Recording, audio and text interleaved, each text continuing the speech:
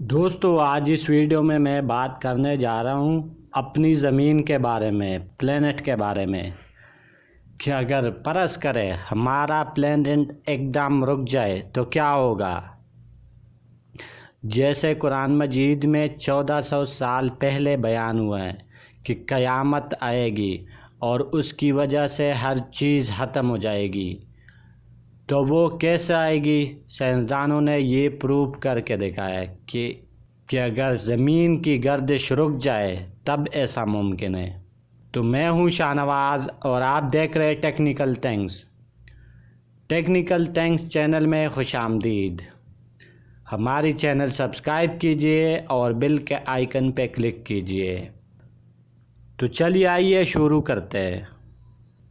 دوستو سائنسدان اس کوشش میں لگے ہوئے کہ یہ کائنات کیسے بنا اور کیسے یہ ختم ہوگا، اس کا اختتام کیسے ہوگا۔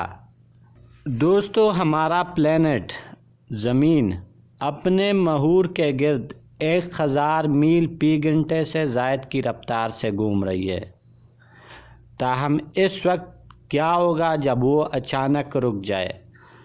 تو اس کا جواب یہ ہے کہ ایسا ہوا تو اس کے اثرات تباہ کن ہوں گے، پورا زمین مٹ جائے گا۔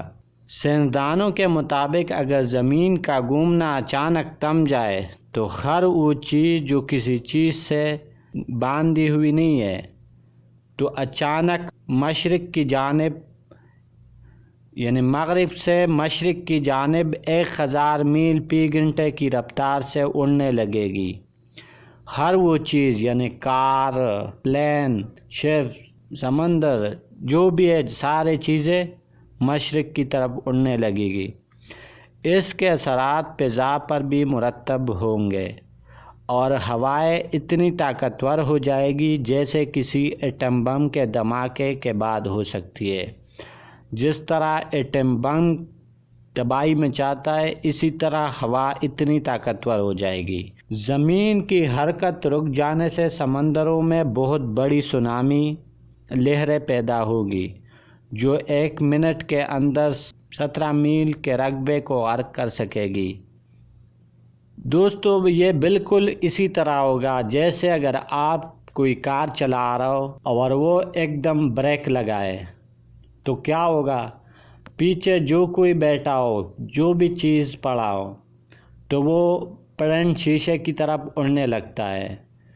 بالکل اسی طرح جب 1000 میل فی گھنٹے کی رفتار سے زمین سفر کر رہا ہے، گردش کر رہا ہے یعنی، اور وہ ایک دم رک جائے گا تو پھر آپ سوچئے کیا ہوگا۔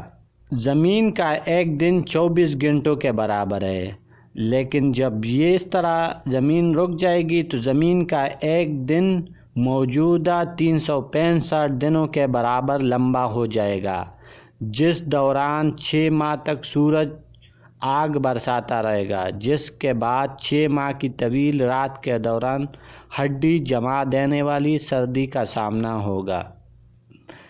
زمین کی حرکت تھم جانے کے نتیجے میں سورج بھی مغرب سے طلوع ہوگا اور مشرق میں غروب ہوگا، اور ایسا سال میں 1 دفعہ ہو سکے گا۔